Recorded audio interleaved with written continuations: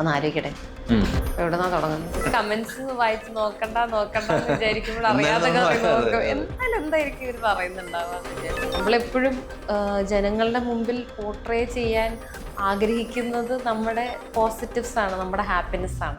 സ്ത്രീകൾക്ക് മാത്രമല്ല, അതിപ്പം ചില പുരുഷന്മാർക്കും ഇങ്ങനെ കുറച്ച് അഹങ്കാരിയാണ്.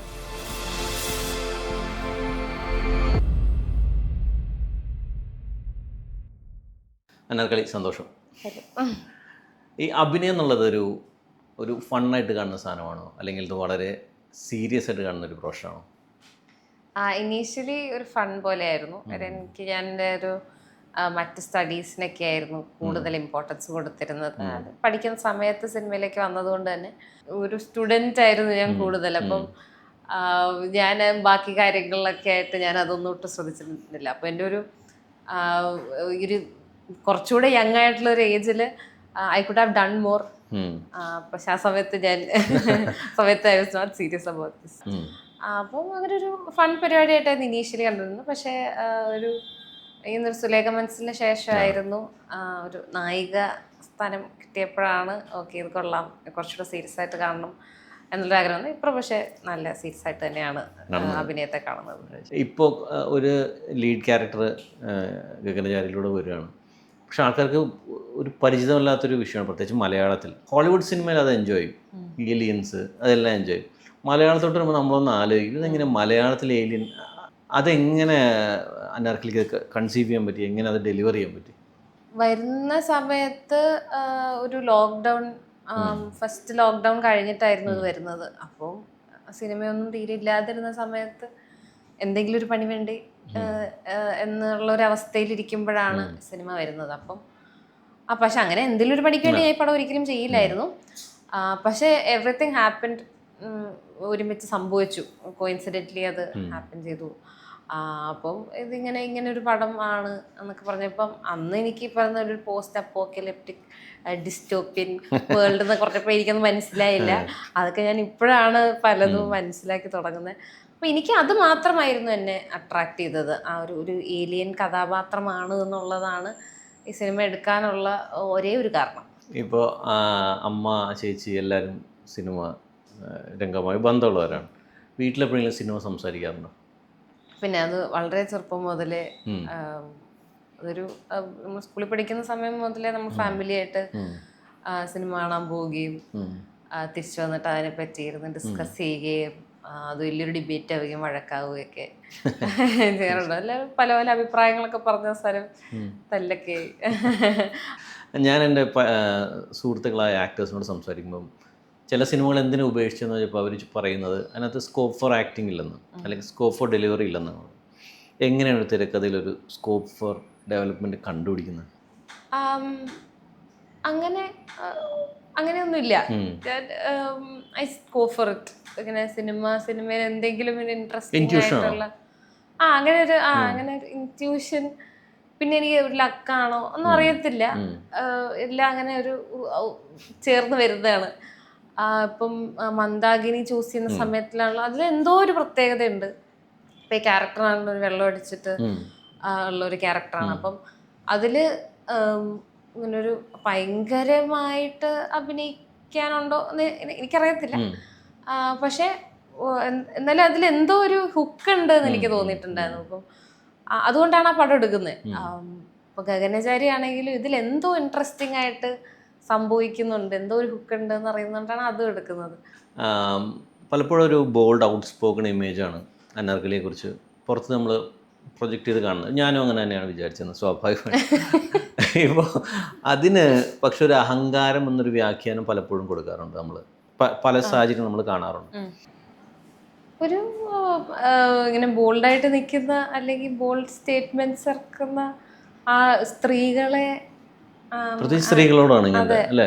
എനിക്കൊന്നും സ്ത്രീകൾക്ക് മാത്രമല്ല, അതിപ്പം ചില പുരുഷന്മാർക്ക് ഇങ്ങനെ കുറച്ച് അഹങ്കാരിയാണ് ഇവനിങ്ങനെ സംസാരിക്കുന്നതും. പക്ഷെ അങ്ങനെയുള്ള ആൾക്കാരെ പിന്നീട് വാഴ്ത്തപ്പെടുന്നുമുണ്ട്. നമുക്ക് ലിവിങ് എക്സാമ്പിൾസ് ഉണ്ട്, പുരുഷന്മാരിൽ തന്നെ. അതെനിക്കൊന്നും ഒരു കോൺഫിഡൻ്റ് ആയിട്ടുള്ള ആൾക്കാരെ മറ്റുള്ളവർക്ക് ഡീൽ ചെയ്യാൻ കഴിയുന്നില്ലാത്തതായിരിക്കും. അല്ലെങ്കിൽ അവര് ശരിയാണെന്ന് അവര് സ്ട്രെയിറ്റ് ഫോർവേഡ് ആണ്, അവർക്ക് എന്താണ് വേണ്ടതെന്ന് അവർക്ക് കറക്റ്റായിട്ടുള്ള ബോധ്യമുണ്ട്. അല്ലെങ്കിൽ ആരെയും സോപ്പിടാൻ വേണ്ടി ചെയ്യുന്നതായിരിക്കില്ല അവരൊന്നും. അവരെ ഡീൽ ചെയ്യാൻ പറ്റാത്തതാന്ന് തോന്നുന്നു സൊസൈറ്റിക്ക്. അല്ലെങ്കിൽ അത്രയും കോൺഫിഡൻസോ അത് വേണ്ടല്ലോ, അത്ര അഹങ്കാരം വേണ്ടല്ലോ എന്നുള്ളതാണ് അങ്ങനെ എനിക്ക് തോന്നിയിട്ടുള്ളത്.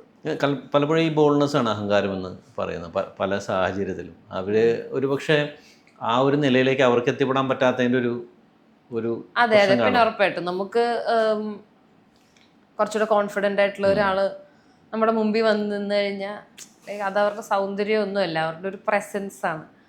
മുമ്പിൽ നിന്നാൽ നമ്മൾ കുറച്ച് ഇൻറ്റിമിഡേറ്റഡ് ആയി പോകും, നമുക്ക് കുറച്ച് ബുദ്ധിമുട്ടുണ്ടാവും. നമുക്ക് അവരുടെ അത് ഒപ്പം നിന്ന് സംസാരിക്കാൻ എപ്പോഴും പറ്റണമെന്നില്ല, if you are not equally confident. അപ്പം അത് നമ്മളെ ഇൻറ്റിമിഡേഷനിലേക്ക് കൊണ്ടുപോവുകയും എന്നാ ഒന്ന് ഇവളാരേത് എന്നൊക്കെ അല്ലെങ്കിൽ നമുക്ക് ആ ഒരു അസൂയ തോന്നുകയൊക്കെ ചെയ്യുന്നത്. പലപ്പോഴും സോഷ്യൽ മീഡിയ റേജ് ഫേസ് ചെയ്യേണ്ടി വന്ന ഒരു വ്യക്തിയാണ് അനാർക്കലി. ഒരാഴ്ച മുമ്പ് ഇട്ട ഒരു കോസ്റ്റ്യൂമിന് പോലും ഭീകരമായ റേജ്. ഇത് ബാധിക്കാറുണ്ടോ? ഇടയ്ക്ക് മനുഷ്യന്മാരല്ലേ? അതെ, ഉറപ്പായിട്ടും ബാധിക്കും, അങ്ങനെ ബാധിക്കാതിരിക്കേണ്ട ഒരു കാര്യമില്ല. പക്ഷെ അതൊരു ആർട്ടിസ്റ്റ് എന്ന നിലയിൽ ഇപ്പം ഇങ്ങനെ ഒരു സോഷ്യൽ മീഡിയ വളരെ ബൂമായിട്ട് നിൽക്കുന്ന ഒരു സമയത്ത് ഇതൊക്കെ ഇന്നെവിറ്റബിൾ ആയിട്ടുണ്ട് ഇപ്പോൾ. അപ്പം അതൊക്കെ ഫേസ് ചെയ്യേണ്ടതാണ്, അല്ലെങ്കിൽ നമുക്ക് അത്രയും സൂക്ഷിച്ചൊന്നും നമുക്ക് ജീവിക്കാൻ പറ്റത്തില്ല. അപ്പം അതൊക്കെ ഇതിൻ്റെ ഒരു ഭാഗമായിട്ട് ഞാൻ കണക്കാക്കുന്നു. പിന്നെ വിഷമങ്ങളുണ്ടാവും, പിന്നെ അതിനെ ഇൻ ടൈം ഇപ്പം പണ്ട് കുറച്ചുകൂടെ ബാധിച്ചിരുന്നു എന്ന് തോന്നുന്നു. ഇപ്പം അത് അത്രയും പോലും ബാധിക്കുന്നില്ല. കാര്യം അതിങ്ങനെ അത് ഓക്കെയാണ്. അപ്പം അതിൻ്റെ ഒരു സമയം, അത് നമ്മൾ അതിൽ നിന്ന് മേക്ക് ഓവർ ചെയ്യേണ്ട ഒരു സമയം അത് ഇങ്ങനെ കുറഞ്ഞു വരുന്നുണ്ട്. ചില സമയത്ത് ഭയങ്കര നാസ്റ്റി ആയിട്ടുള്ള കമന്റ്സ് കാണൂലേ, നമ്മുടെ മുന്നിൽ എത്തുകയും ചെയ്യും അല്ലേ? കമന്റ്സ് വായിച്ച് നോക്കണ്ടെന്ന് വിചാരിക്കുമ്പോൾ അറിയാതെ നോക്കും, എന്നാലും എന്തായിരിക്കും ഇവർ പറയുന്നുണ്ടാവാന്ന് വിചാരിച്ചു. ഇതിപ്പോൾ ഈ വാർഡ്രോബിൻ്റെ കാര്യമാണെങ്കിലും അത് എന്നെ അത്ര ഒരു ദിവസമൊക്കെ ഞാനിത് ആലോചിച്ച് വേണ്ടായിരുന്നു എന്നൊക്കെ തോന്നിയിട്ടുണ്ടെങ്കിലും പിന്നെ മൊത്തത്തിൽ നമ്മൾ മൂടനുസരിച്ചിരിക്കും. മൊത്തത്തിൽ ഗഗനചാരി ഇറങ്ങി ഹിറ്റാണ്, മന്ദാകിനി ഇറങ്ങിയിട്ടാണ് ഹിറ്റാണ്, അപ്പോൾ ഒരു ഹാപ്പി മൂഡിലാണ്. അപ്പം ഇതൊന്നും വലിയ ബാധിക്കുന്നൊന്നുമില്ല, നമ്മുടെ ഒരു മൂഡ് അനുസരിച്ച്. ഇപ്പം എൻ്റെ ഇപ്പോഴത്തെ മൂഡിൽ I was totally fine with it. കാര്യം അതുകൊണ്ട് കുറച്ച് മൈലേജ് ഉണ്ടായെന്ന് ഞാൻ വിചാരിക്കുന്നുള്ളൂ. അപ്പോൾ അത് ഇങ്ങനത്തെ കമൻസ് ഒന്നും, പിന്നെ അങ്ങനെ ഡ്രസ്സിൻ്റെ കാര്യം പറഞ്ഞിട്ടോ അങ്ങനത്തെ കമൻസ് എന്നെ യൂഷ്വലി ബാധിക്കാറില്ല. അതല്ല, ഞാൻ എന്തെങ്കിലും പറഞ്ഞ കാര്യമാണ് പ്രശ്നമായതെങ്കിൽ ചിലപ്പോൾ എന്നെ കുറച്ചൊക്കെ ബാധിക്കും. ഞാൻ അതിങ്ങനെ ഈ റീൽസ് ആയിട്ട് ഇങ്ങനെ കണ്ടിന്യൂസ്ലി നമ്മുടെ മുമ്പിൽ വന്നുകൊണ്ടിരിക്കുമ്പം പക്ഷെ അത് പറയണത് ശ്രദ്ധിക്കണമായിരുന്നല്ലോ, അല്ലെ അത് ചെയ്യണ്ടായിരുന്നല്ലോ എന്നൊക്കെ ചിന്തിക്കാറുണ്ട്. അല്ലാതെ ഇങ്ങനത്തെ സില്ലി കേസസ് ഒക്കെ എനിക്ക് വളരെ എളുപ്പം ചവിട്ടിക്കളയാൻ പറ്റും. പലപ്പോഴും കോസ്റ്റ്യൂം എന്ന് പറഞ്ഞാൽ ഒരു അനാർക്കലിയുടെ ഒരു സ്റ്റേറ്റ്മെന്റ് ആണോ, അല്ലെങ്കിൽ ഒരു കംഫർട്ട് ഫാക്ടർ മാത്രമാണോ? ഇടയ്ക്ക് എനിക്കത് കംഫർട്ട് ഫാക്ടറാണ്. നമ്മൾ ലൂസ് കോസ്റ്റ്യൂംസ് ഒക്കെ ഇടുമ്പോൾ നമുക്ക് കുറച്ചുകൂടെ കോൺഫിഡൻ്റ് ആയിട്ട് ഈസി ആയിട്ടൊക്കെ നടക്കാൻ പറ്റുമല്ലോ. അല്ലാതെ അതിനൊരു സ്റ്റേറ്റ്മെന്റ് ആയിട്ട് ഇല്ല, ഞാൻ ഇതുവരെയും കണ്ടിട്ടില്ല. എനിക്ക് തോന്നുന്ന പോലെയാണ്, എനിക്കപ്പം അങ്ങനെ തോന്നിക്കഴിഞ്ഞാൽ ഞാൻ അതങ്ങനെ ചെയ്യും. ഞാൻ വളരെ ഇമ്പൾസീവായിട്ട് ചില കാര്യങ്ങൾ ചിന്തിക്കുന്ന ആളാണ്. അപ്പം അത് ഓക്കെ, ട്രൈ ചെയ്ത് നോക്കാം. യൂഷ്വലി എൻ്റെ അങ്ങനെ ഞാൻ കോസ്റ്റ്യൂംസിൽ ഭയങ്കര പരീക്ഷണം നടത്താറില്ല. എനിക്ക് കംഫർട്ടബിൾ ആയിട്ടുള്ള കോസ്റ്റ്യൂംസ് ആണ് കൂടുതലും ഇടാറ്. അപ്പം ഇപ്പോൾ ഒരു സീരീസ് ഓഫ് ആക്ട്രസസ്, പുതിയ തലമുറയിലെ ഫീമെയിൽ ആക്ടേഴ്സ് വരുന്നുണ്ട്. അവരായിട്ട് കോമ്പറ്റീഷൻ ഉണ്ടെന്ന് ഞാൻ പറയില്ല, കാരണം എല്ലാവർക്കും എല്ലാവരുടേതായ സ്പേസ് ഉണ്ട്. അപ്പോൾ അവരെല്ലാവരും നിൽക്കുമ്പോൾ തന്നെ എങ്ങനെ അനാർക്കലിയുടെ പ്രസൻസ് ഇവിടെ കൊണ്ടുവരാൻ ശ്രമിക്കും, അല്ലെങ്കിൽ മെയിൻറ്റെയിൻ ചെയ്യാൻ ശ്രമിക്കും, അങ്ങനെ റീഫ്രേസ് ചെയ്യും? അങ്ങനെയൊന്നും ഞാൻ അങ്ങനെ കണ്ടിട്ടില്ല സത്യം പറഞ്ഞാൽ.